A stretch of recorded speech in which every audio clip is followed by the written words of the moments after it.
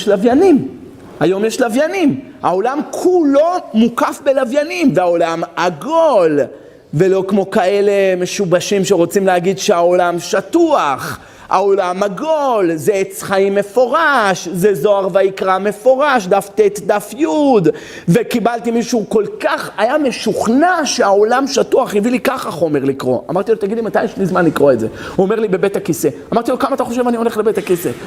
כמה אני אוכל שאני צריך ללכת? לא באמת, come on, give me a break. מה אתה רוצה? convinced me? מה שרבנו הארי כותב לעדיה שהעולם הוא כמו כדור, וגם הזוהר כותב את זה?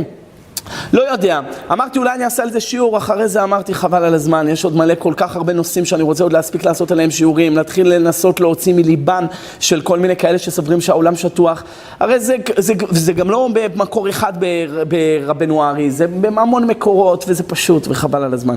בכל מקרה, ורוצים להגיד לך לא, אבל הוא שכנע אותך, טוב, תעשה לי טובה, talk to the hand, אין לי זמן כרגע, אבל אני לא חושב שצריך להשקיע זמן על דברים שהם פשוטים, אבל על כל פנים העולם מוכר